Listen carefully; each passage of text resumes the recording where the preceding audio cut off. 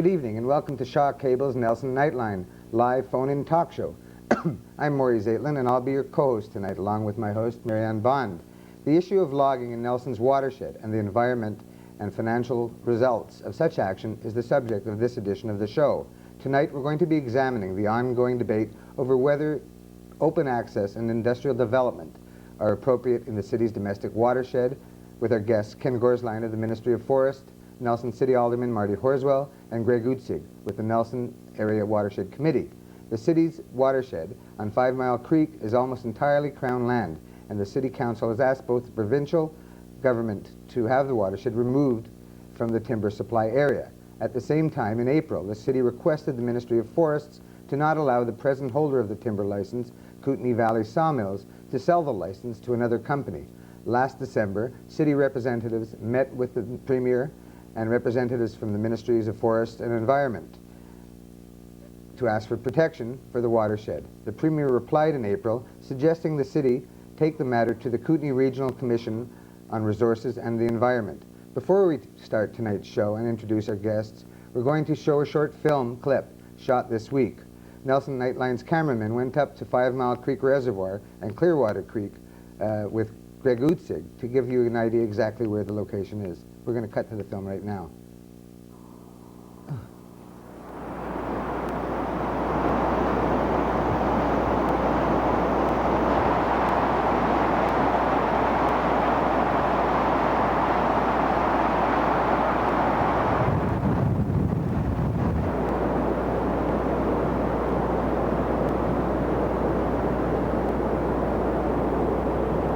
This bridge crossing on Clearwater Creek was quite controversial during the planning process. The old road system had a ford here. There may have been a bridge originally at one time, but it's located essentially directly at the base of this snow avalanche track, as you can see. And our feeling was that the bridge should have been moved above the snow avalanche track so there wasn't any chance of debris coming down and blocking the bridge. But their argument was, the company and the Forest Service argument was, it should be where it is, because otherwise you'd have to make this big cut and expose a lot more soil to move the road above the avalanche track upstream to the right here. What in the end happened was we reluctantly agreed to this location, and then they made the huge cut that you can see anyway.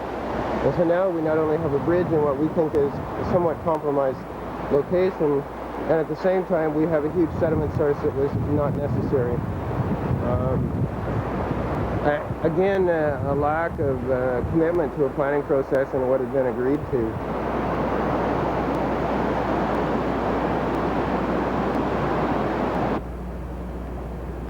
It was built in the 1930s. We have one other smaller reservoir down on Park put in to maintain the minimum health standards. And from here, part of it goes into the Park Street, through the Park Street Reservoir, and then on into the rest of the city.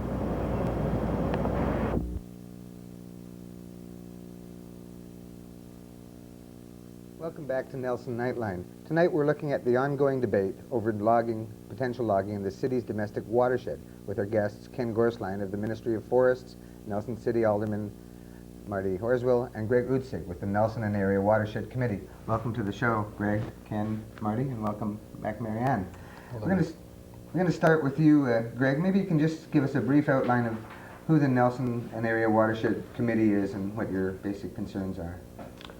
The Nelson and Area Watershed Committee is a citizens group. It began in about 1980, and it includes a representative from City Council as well. The primary objectives of the organization is to protect Nelson's water supply. The group formed in 1980 when there was initially proposals for logging in 5 Mile Creek and Anderson and Fell Creek and Salou Creek by Kootenay Forest Products. But since they've gone out of business, or became Westar and went out of business, the committee was fairly quiet for a while, revitalized when Weimar Forest Products was given a license for logging in the city's watershed, and now they've disappeared. But the Watershed Committee has lived on and are still maintaining a very active role in attempting to protect the city's watersheds. And primary we feel the primary way to do this now is to basically get the watershed set aside from development. We don't feel that we can get any kind of guarantee unless the area is set aside, and that's basically the objective at the moment. Mm-hmm. And Ken, as Ministry of Forests representative, what's your position, or where do you stand on this? Well, Morrie, I'm the Integrated Resource Manager for Kootenay Lake Forest District, and I have the opportunity or the responsibility for managing our planning our forest land base, and including that is all our domestic watersheds, community watersheds that are in our district, and we're one of the few districts blessed with so many domestic and community watersheds. What we're operating on is the principle of integrated resource use, and we're of the opinion that it's very important that we recognize the values of these domestic watersheds, especially the City of Nelson's, the fact that it is a community watershed. And with the formation of the Nelson Watershed Planning Team back in the early 80s, we've had over 50 meetings. We're into our 50th meeting in the coming month, where we're really trying to address the question, is it feasible to log in this watershed? There's a tremendous amount of value associated with that watershed attributed to the water, the timber resource, and even the wildlife resource. So our goal is to sit down and try to find a real a consensus way of getting over these complex resource issues. And Marty, as City Councillor, what is the city's position on the situation? Well, the city is the provider of water to the citizens of this community, and under the provincial health legislation, we are legally obliged to guarantee the quality of that water. If we do not provide water of a sufficient quality, the Ministry of Health can intervene and oblige us under law to take certain actions and to construct facilities and provide treatment that they deem necessary to bring the water up to a quality that they feel is adequate. However, the Ministry of Health does not have the authority to protect the source of the water from contaminations, other than contamination that are a result either of industrial or domestic sewage. But contaminations that would be due to logging or mining or other industrial or human activity that wasn't of a direct sewage nature in the watershed, the Ministry of Health has no power to protect the source of the water. So we're left in the position where the Ministry of Health can force us to go to great expense to clean up the mess, but they can't protect us from the mess. And under those circumstances, not only this council, but councils going right back to 1980, when the issue of logging in 5 Mile Creek first arose in a serious way, have all taken the position that logging should not be permitted in the city's watershed.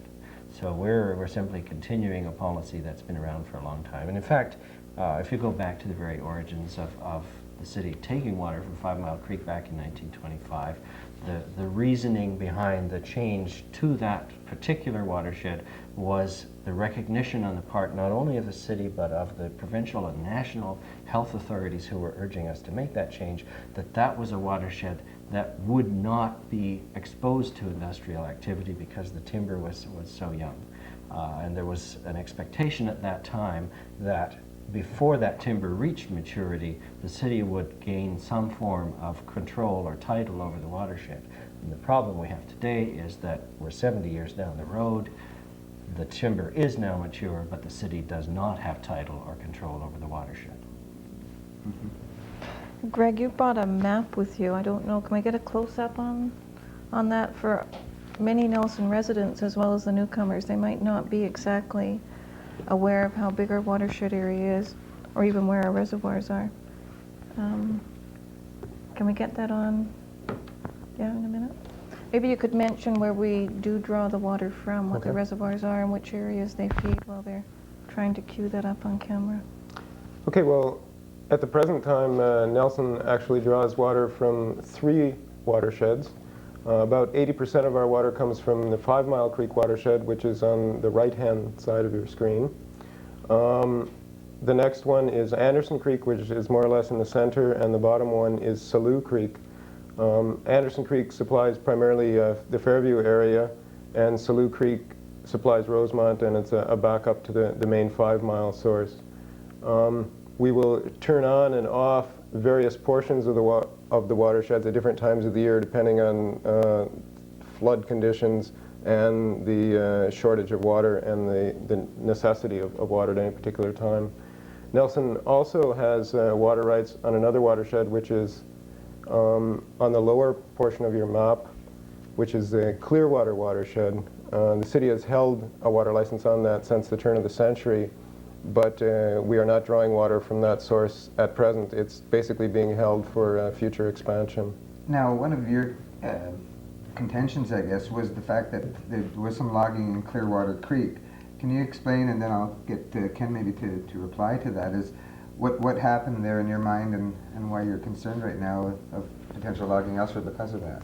Well, the logging and development in Clearwater Creek actually dates back to the 1940s, and there are letters on file back and forth from the Ministry of Forests to the city and vice versa, debating the question of logging in Clearwater. At that time, eventually, logging did take place. There has been mining exploration activity subsequent to that, and it was done under the standards of the day, I guess you would say, which were fairly poor compared to today. And there were some creeks that were moved around, some roads were built right through the creeks.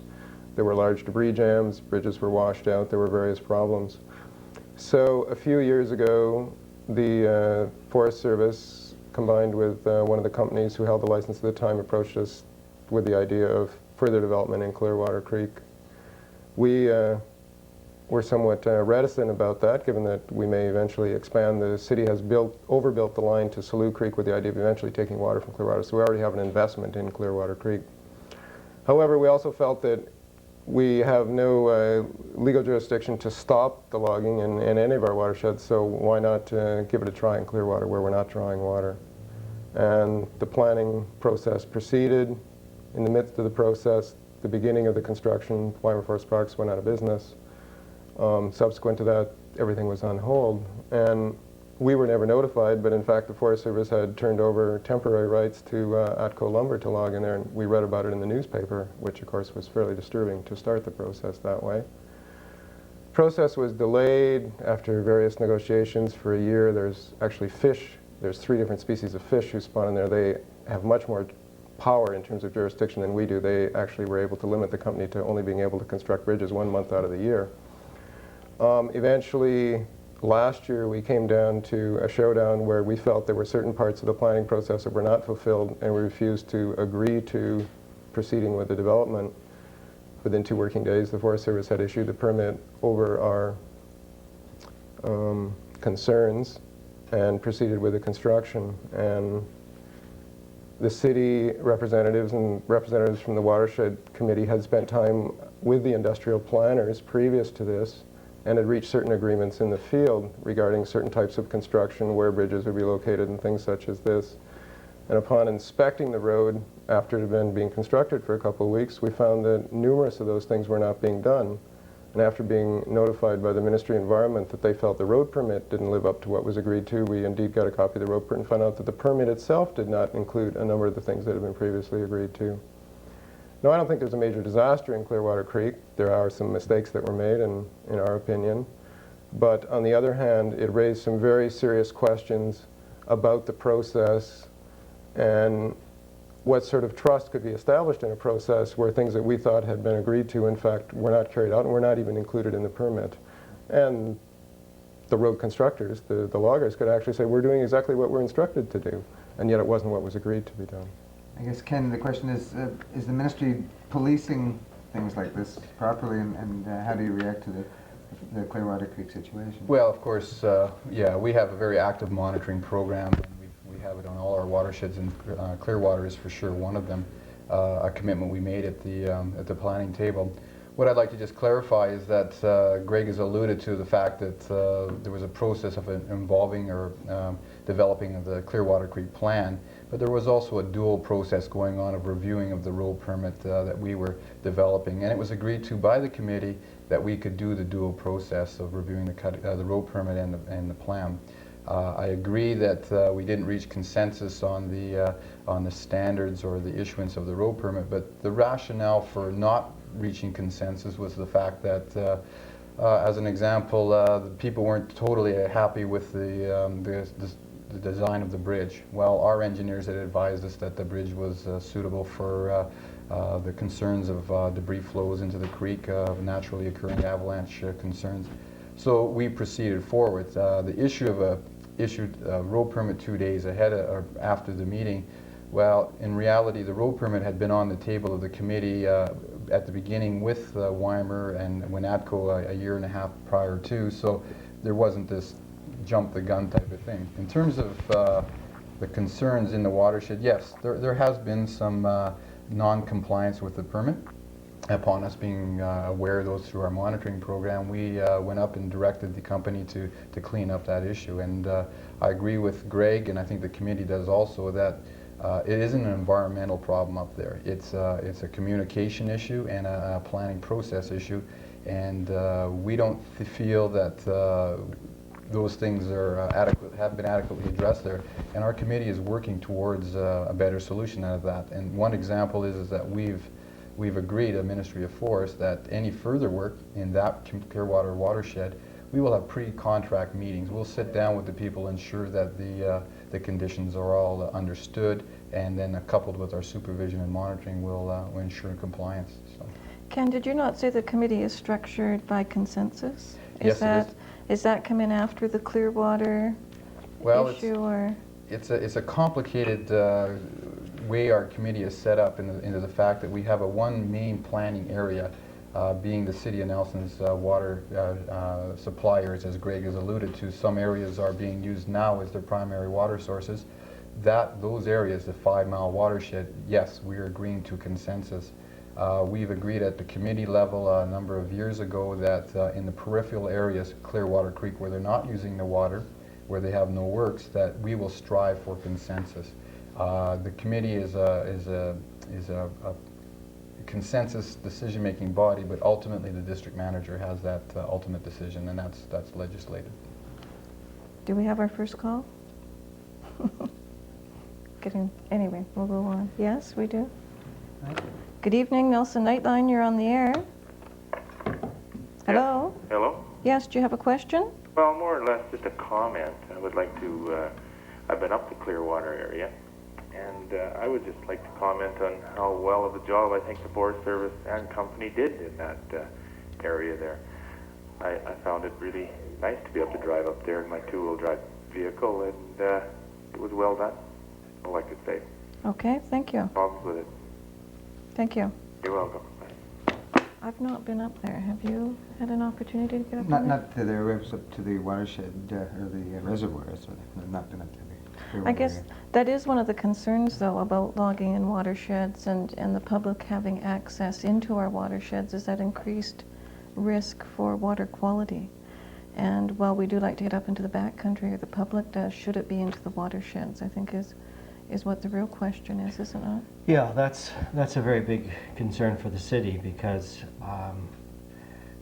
while the monitoring of water that is done is based on coliform counts, and those are can be as strongly affected by cattle or by deer or elk in the watershed as humans, the real risk to health is predominantly from human beings who go into the access carrying diseases that are born and transmitted by human fecal matter, much more than it is by animals. So while you might get the same coliform count from human contamination as from animal contamination, the risk to health would be substantially different between the two. And so it's our concern is that not only would the logging itself increase sedimentation, and perhaps during the actual period of logging the human access of the people doing the logging would be a risk. The real danger over the longer term is the access to the watershed that is created by the construction of the roads, and simply the ease of ski-doers or cross-country skiers or anybody on a all-terrain vehicle, or you can put up barriers to stop cars, but it's impossible with the present technology that people have for getting into the backcountry to really make a road closed, even with all the goodwill and intention in the world. So we feel that the water is much better protected by that barrier of virtually impenetrable forest that exists there right now, plus the fact that the forest and the undergrowth beneath it is a natural filter that is providing the quality of water that we all enjoy today. At the beginning of the show, I mentioned the fact that the city went to the Premier not too long ago to seek help through the Premier and the ministries. I understand he then referred you to the core process, the Nelson core office, etc. And where does that stand right now? How far along is the core process looking at the Nelson watershed, and what do you foresee as the timeline in their decision-making process? Well, that's a complication. I'm not directly involved in the core process. Greg Utzig can speak more directly about it. But I do know that core is supposed to wind up its work by this December. Now, on the one hand, that could be encouraging because it means the decision won't be delayed. But on the other hand, they're supposed to look at the entire Kootenay area from close to the Okanagan right through the Alberta border and north beyond Golden. Whether they're ever going to have time to look at a specific concern like the City of Nelson's watershed, I rather strongly doubt. And if that is all that the province can offer us by way of comfort, it's not terribly comforting. Greg, do you have some more to add to that? Well, my understanding is the city is seeking representation at the core table in two levels. One is through the municipal government representative, who presumably will eventually raise this issue on behalf of Nelson. And secondly, within the environmental sectors, there is a watershed group, which I'm associated with through the Nelson Watershed Committee. At the moment, as most people know, the environmental sectors have withdrawn from the table, awaiting some clarification regarding various key issues, one of which right now would fit very nicely with the Nelson watershed and other watersheds in this area, and that is the question of what we're calling interim measures. And that is that while the core process makes these deliberations, even though the core process is supposed to make its recommendations by December, in fact, the government may not decide on which areas will be protected or those which will not be protected until the turn of the century, which for many areas means that they'll be logged while they're thinking about it. And at the moment, the government has made it virtually impossible. It takes 6 months to a year minimum to get new interim measures applied to get an area protected in the meantime while it's being discussed or thought about. And that's not at all acceptable. How many communities have been successful in gaining control over their watersheds? Isn't it? There's only 2 in the province, Vancouver and Victoria. They have a measure of protection because in the case of Victoria, most of the land that Victoria draws its water from was actually part of a private timber berth, and it came up for sale and the City of Victoria was able to buy it. There is part that's still owned by other private parties and is being logged, but that portion which the City of Victoria was able to buy, they control whether or not there's any logging to take place within it, and if so, how it's done. I'm not too sure how the City of Vancouver's came about, but I believe it's some form of a long-term lease that they obtained from the province. That's correct.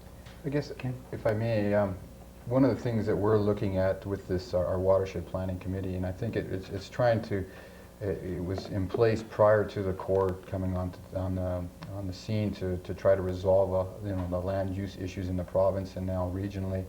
But we're trying to put together this watershed planning process and this plan that really addresses a lot of the concerns Marty's talking about, open watersheds, whether you gate it and how you can control it.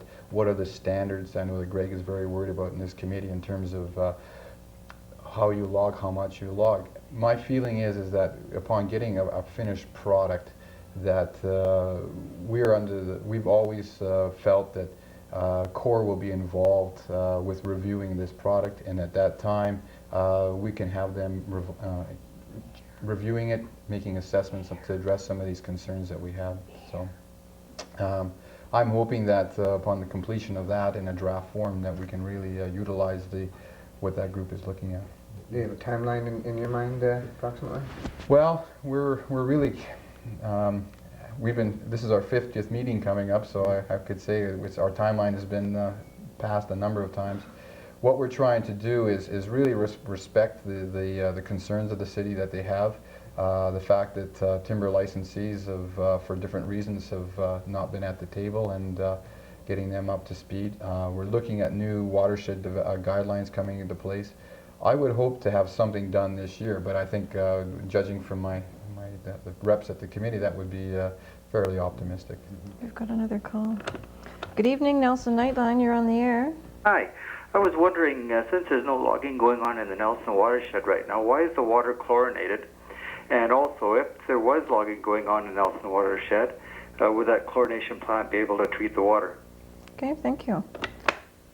Well, as I was mentioning earlier, the test that the Ministry of Health uses to determine whether chlorination or other treatments are required for the water is basically what's called a coliform count. And that is to measure a type of bacteria that exists in the colons, in the digestive tracts of mammals. But there's no differentiation made between the coliforms that come from human beings and the coliforms that come from deer or elk or bear or beaver or any other mammal. We have coliform in our water, obviously predominantly from other animal species than human beings, but there is sufficient to require the chlorination. So we chlorinate our water regardless of the fact that it has very minimal human contamination. If there were logging activity to take place, our expectation and the information that we have at the present suggests that the changes that would be required would be due in the first instance to the increased amount of sediment that would go into the water. Sediment requires a higher degree of treatment because the minute organisms that are a source of risk can actually protect themselves from both chlorination and from other forms of disinfectant that the city could use. So you have to use more when you have a higher level of sedimentation present, or you have to remove the sediment before you begin the chlorination. Either of those options involves considerable expense to the city. The other problem would be if Giardia in particular, which is more commonly known as beaver fever, were to be introduced into our watershed by human access. The only way that is known at present to remove Giardia from water is through what's called slow sand filtration. Giardia is not affected by chlorination. So we would have to introduce a new treatment system if we had to deal with Giardia. And our best information at this point is that slow sand filtration system could cost upwards of $10 million for the City of Nelson. City of Penticton just is in the process of building one at a cost of $22 million. Great. Our man in the street, Phil Harrison, went out recently into the City of Nelson and asked people what their thoughts about logging in Nelson's watershed. We're going to break for 3 minutes and show you what other Nelsonites thought about it, and hopefully you can call in. It's 354-4200. We'd like to hear from you as well.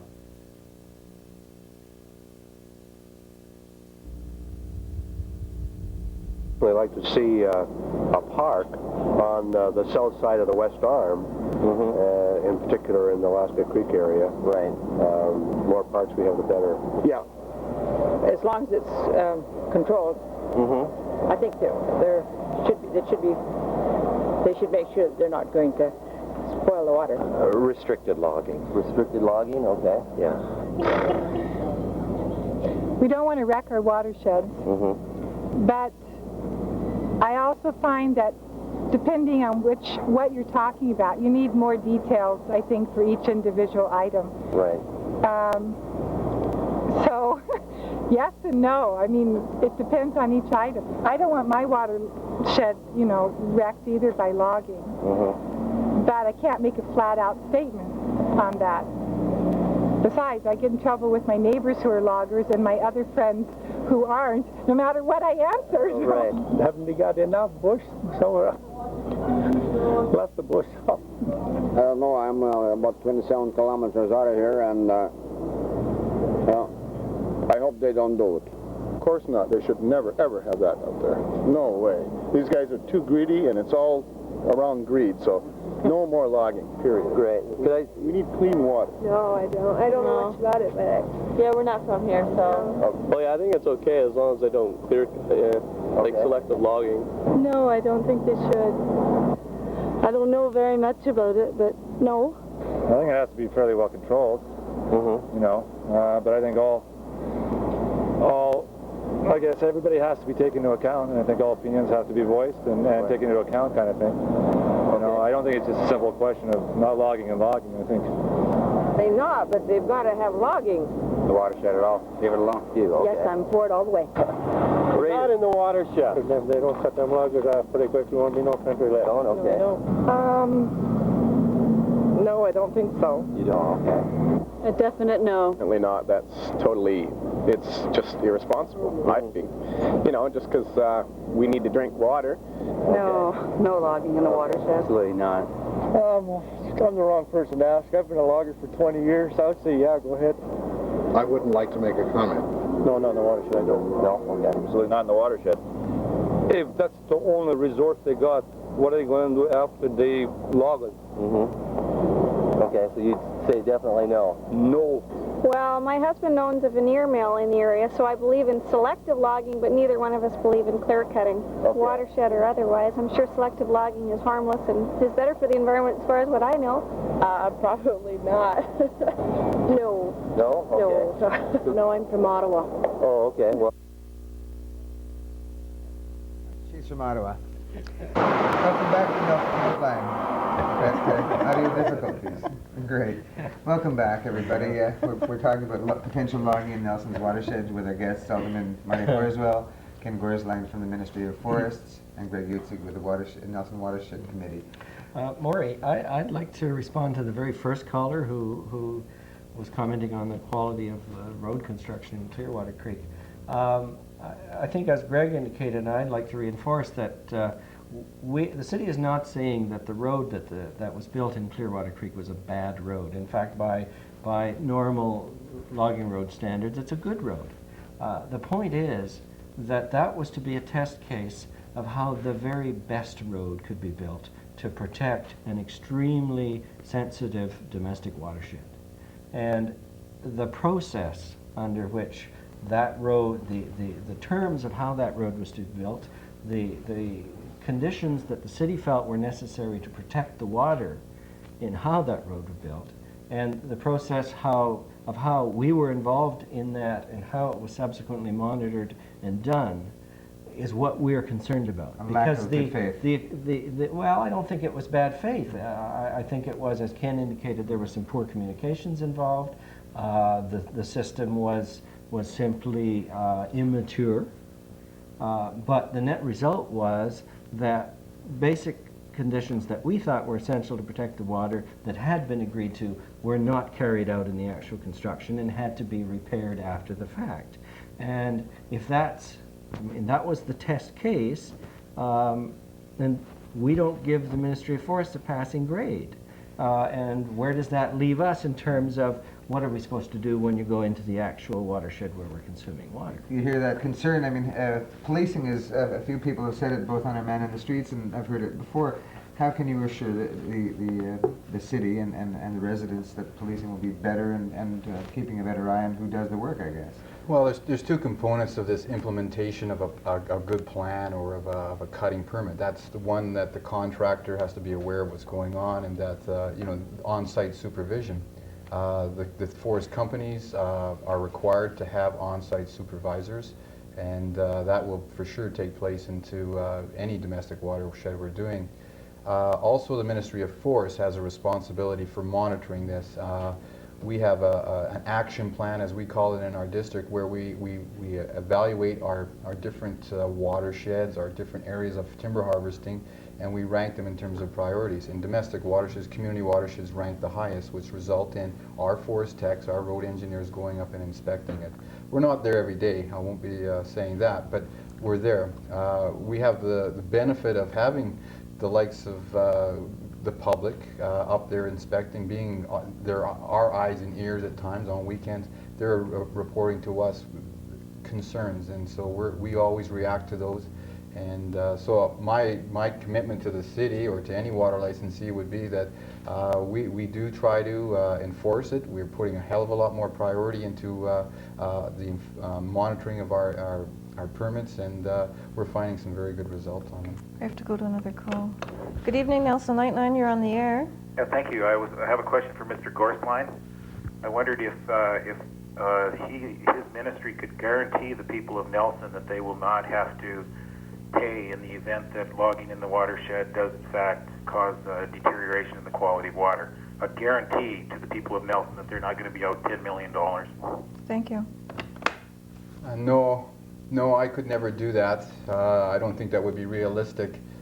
The guarantee that the Ministry of our Ministry of Forests or the provincial government's willing to do is that we're willing to deal with situations should they arise. We're working very hard to mitigate those to the best of our ability.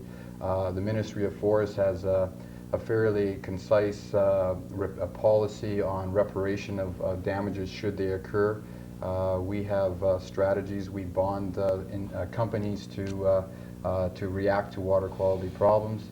There's numerous examples in the province where water problems, if they've occurred naturally or man-induced, as we call them, where the government has reacted through different processes. What I'd like to say to the caller is that our work on the committee is striving not to cause any of those problems, and so. But did you not say at the beginning of the show the decision has not been made yet, whether logging is going to go ahead or not go ahead, right at this stage, or at this point in time? Has it? Yeah, that's correct. Okay. The watersheds of Nelson are part of the provincial forest and are calculated in our as being part of the timber supply for our mills, and we've allocated in that manner. What we're saying from a committee's perspective over the last, I guess, 10 years now, is that we're trying to determine feasibility. And upon determination of feasibility, then the decision on how, when, and what type of logging can be made. The ministry, I just want to ask one more question. Ministry of Forests is decreasing the annual allowable cut. Provincially, is that, and in this region as well, is that correct? Well, I only speak to our district. We're presently recalculating our annual cut, our timber supply areas. We're looking at the new resource strategies for visuals, watersheds, wildlife, and we're including the protected area strategy into our evaluation. And it's the chief forester who will take all this technical assessment and make a decision on what the cut will be set at. It's not in this district here.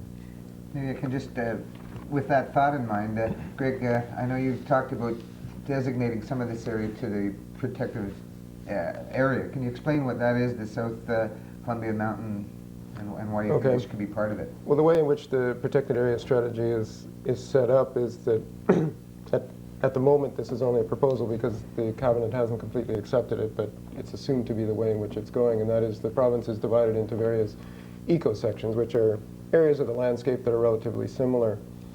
And the provincial government has committed themselves to setting aside 12% of the province, but it's not any 12%. This 12% is meant to be distributed equally among these various eco-sections. The eco-section that we fall in here in Nelson is the Southern Columbia Mountains. And at present, there's only about 1.4% of that that's set aside, which means that we've got to come up with another 11.6% plus or minus to reach the provincial target.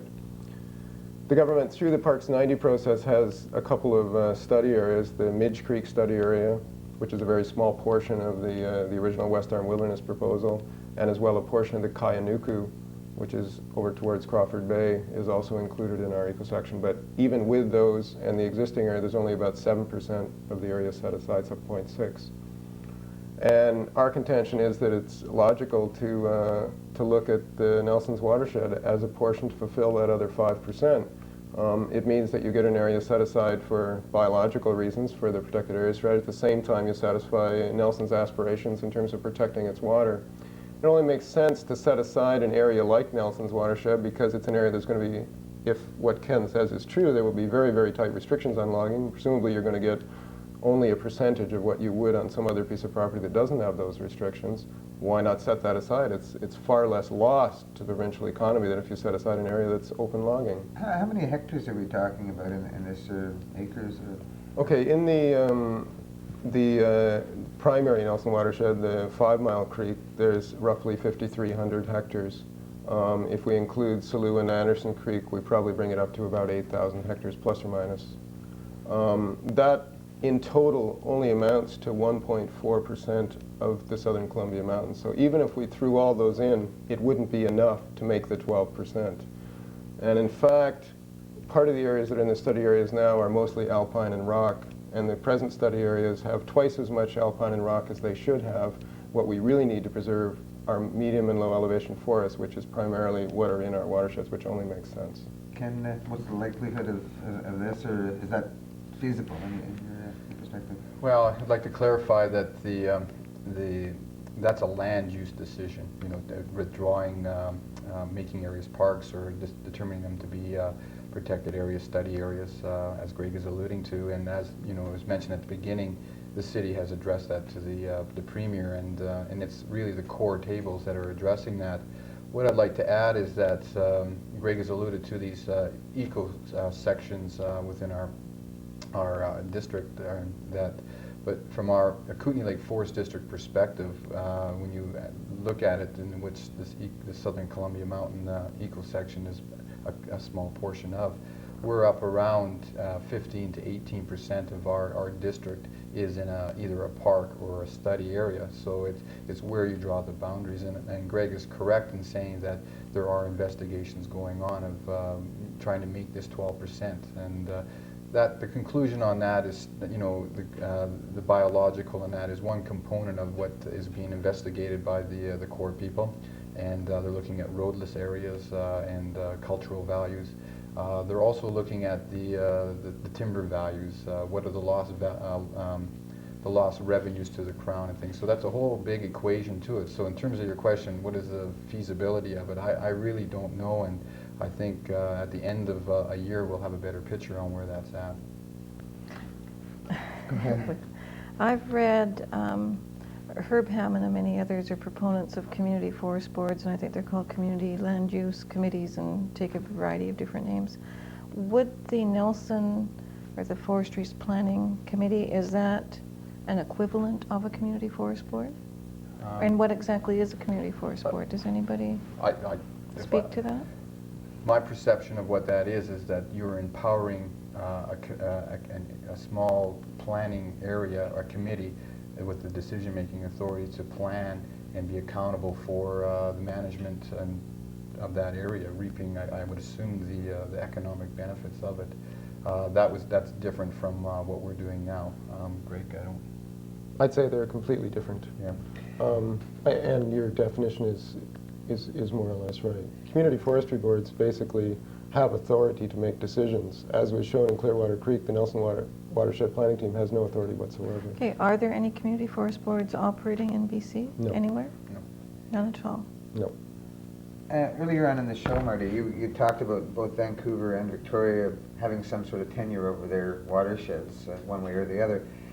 If the city was offered the opportunity to buy the rights to this watershed, to do what they're with, whether they want to log it or not, how would we pay for it, and would you accept as the city saying that we wouldn't take further provincial grants for other things to pay for this thing? And how if that was an option, is there a way of the city paying to purchase this property? And if we're talking about 8,000 acres. Obviously our expectation would be to have it on a basis similar to that of the city of Vancouver, where a large payment of money was not involved. The situation of Victoria was rather unique, where an old timber berth was for sale, and it was for sale way back at a time when timber was not as valuable as it is today, and they were able to get it for a price that their citizens could afford. I have no idea what the market value of 5,000 or 8,000 hectares would be, but clearly it's not something that we're expecting that our citizens should be called upon to pay in order to protect their water. I think the kind of approach that Greg has outlined of making the broader land use decisions on a basis where you can maximize as many interests as possible with any given section of land is best served in this particular case by overlaying a strategy of protecting from the standpoint of wilderness and biological diversity needs and protecting the water at the same time. You achieve both those for the same price. And as Greg said, you allow the logging to take place in areas that aren't going to be anywhere near severely restricted because they're not serving the water needs of 8,000 or 9,000 people. Now, the argument by many people is that there's nowhere to log, and that's why they're logging in the watershed. Is that an argument that's logical? Well, that's where we feel that this whole question of the annual allowable cut and the transfer of the timber license yet again is we think just plain foolish. The impact of the elimination of that timber license in terms of job loss has already occurred. It occurred when Kootenai Forest Products went out of business, and the subsequent licensee who took it over, except for maybe 1 year of the last 8 or 10, actually cut on that permit. So that the job loss has already occurred. And we know that if there is a substantial reduction in the annual allowable cut, which I've heard responsible people within the forest industry tell me could be as much as 50% within the within the Kootenai Lake timber supply area. If we're looking to cuts of that magnitude, then this little bit that we're talking about is a drop in the bucket, and yet it's a very significant drop in the bucket from the standpoint of the protection of the values. And I feel as well that it's holding out false expectations to the communities and the workers who would be the beneficiaries of that logging activity taking place in our watershed, when we know that the cutback due to the annual allowable cut is going to be far greater than this small amount we're talking about. So it seems like a shell game to me to go through this process of transferring that license, only to turn around in a year's time and cut back. Ken? Well, I'd like to clarify something for our audience, is that firstly, there has been no transfer of any license. And secondly, our analysis is being completed. We don't know what the determination of that level will be.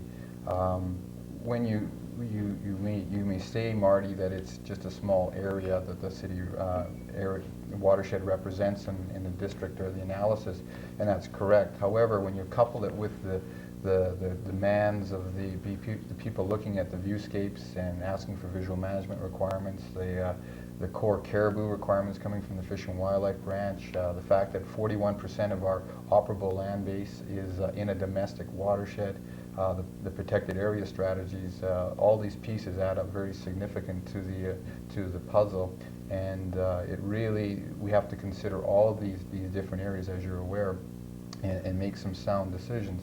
What we're trying to say from a Ministry of Forest perspective and at these planning team meetings is that we believe we can harvest in these watersheds. It's a lot like the people we're requiring on the call street. They want controlled, sound, good management up there, and that's what we're trying to achieve too. And I'm sure that's a common goal of most people. I'd like to reply to that. I agree that may be the goal, but the fact is I don't think the experience shows us that there's any guarantee to that. And I think that some of the questions raised by the callers, just for an example, the fellow who talked about the Clearwater Road, that it was very nice to be able to drive his two-wheel drive vehicle up there. Sure, it is. But the fact is, what that means is that they've overbuilt a road. A road is significantly wider than was necessary for the logging that it was built for. It's created far more settlement sources than would be considered reasonable for a domestic watershed. And I don't think that in the case of the policing that was talked about, well, the fact is a lot of the policing was people from the Watershed Committee going up and then subsequently informing the Forest Service and the company of what the mistakes were that they'd been making. And in fact, some of the mistakes that were reported were never even in fact acted on. And I think we can point out 2 or 3 examples around here. There's been damage to water systems in Proctor in the last 2 or 3 years. There's been damage to domestic water supplies in the Arrow Lakes Deer Park area just last month. It's part of the display that's at the mall this weekend. I think there are real questions. And in the case of Clearwater Creek, we're not taking water from it. So in fact, the impact is only for the fish at this point in time. But are we willing to live with that kind of a risk in 5 Mile Creek, which is 80% of Nelson's supply? And at the moment, it's very difficult, should something happen to 5 Mile, that Nelson could be supplied with water, even on a temporary basis. I think that you really have to weigh the risks. And I think, yes, indeed, there are lots of demands on reducing the cut. But just because we're making mistakes in the last 30 years and have overcommitted our land base and are selling trees that, in fact, only exist on paper, that doesn't mean we should continue that practice into the future. The fact is the cut has to be reduced. We all know it. We all know that in order to protect other resources, be it biodiversity, be it fish and wildlife, be it water or viewscapes in the tourism industry, the fact is the cut has to come down. And the longer we delay in taking that reduction, the bigger the reduction will be, because every year we're overcutting trees that don't exist. And the fact is, the sooner we make these hard decisions, the easier the decisions will be. And we think the time is to do it is right now. This is a hypothetical question. I asked you it the other day. Should logging be permitted and road construction start? Do you think we're going to see another Hasty Creek, Alaska Creek protest movement with people getting arrested by the score to defend their watershed? Well, I don't think I'm in a position to answer that yes or no, but given the fact that Hasty Creek was serving 15 or 20 people and there were 400 people out there, and given the fact that Alaska Creek only supplies 2 or 3 people were only concerned about preserving wilderness, they weren't concerned about their own water. And here in the city of Nelson, we have 6,000 or 7,000 people who are potentially going to be directly affected either by a deterioration in their water supply or a very severe increase in their taxation rates. I think you can draw your own conclusion. I would suspect we could be in a similar situation, yes. Is this not significant, though, to the government and to the Ministry of Forests, that every time there is the potential to log in the watersheds, there's this cry from the users and from the people not to go into their watersheds? And yet there seems to be the constant confrontation. And I understand the core process and the planning management team are trying to resolve those issues. But as a layperson just kind of sitting back, it just seems like we're constantly revisiting the same issue all the time, to log in the watershed or not to. And I tend to agree with Greg. Tough decisions have to be made fairly quickly. And I understand that that's what the process has been trying to achieve. That's correct. And again, in terms of our analysis, we're working towards getting a decision on that this year. And in terms of the City of Nelson, you asked me, will it be a year or whenever? We're trying to work out those details. Why are we revisiting this issue every time we go to log in someone's backyard? Well, our land base is diminishing for a lot of different reasons. People's values have changed. There's been past problems. And there's a lot of people out there that I believe aren't totally informed of what can or can't take place, what the values are in a watershed. I think it's a very difficult question to ask somebody, should you or shouldn't you do something without knowing the full picture of it. So our goal in going to these planning meetings throughout our district, we have probably over 40 of these committees going on. It's very trying for us to explain to the people what we think we can do in terms of proper integrated resource management. And I really think that this communication, using that level of planning, using the core processes for making some difficult decisions on land use. Will watersheds be harvested? That's what they'll be addressing. Will we have areas put aside? So those will help guide some of our lower level of planning processes. How do you all feel with the core process, if that is going to be the answer for us, and if they are expected to bring a decision down at the end of December, was it?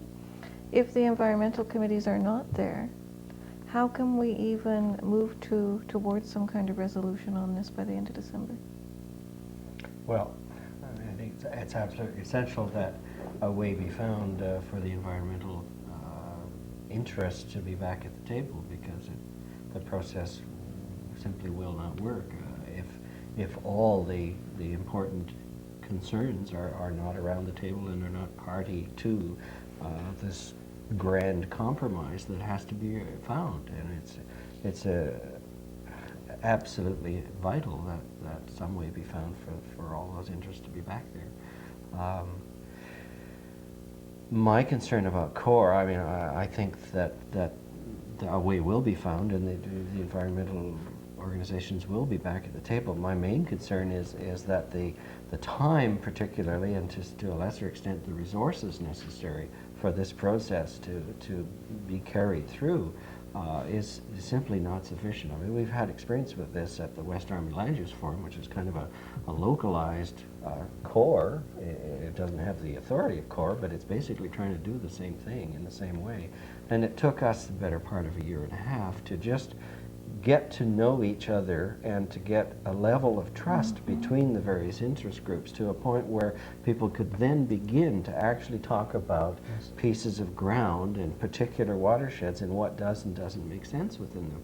And yet this group, which doesn't have anywhere near the opportunity to know each other, they're not all from the same community, they're from all across the Kootenays, is supposed to do the whole job in 9 or 10 months.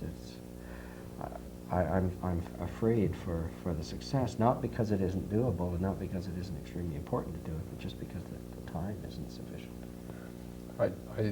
I think CORS has got the potential to be a wonderful thing, and all I ask is that everyone take the opportunity to use it.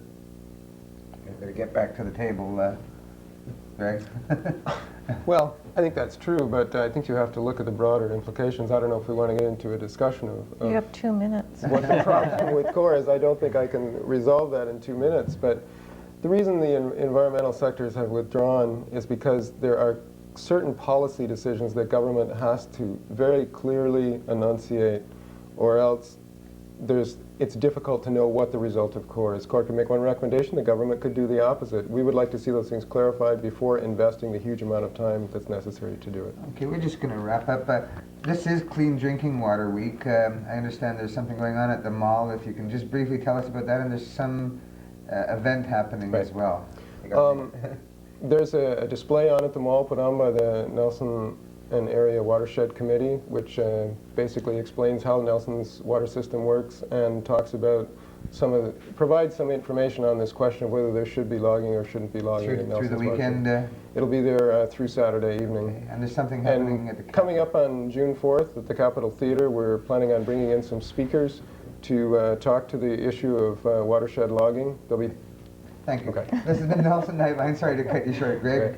We'll be back on the air May 19th, Wednesday, back to our Wednesday schedule, and it should be an interesting show then, so please stay tuned.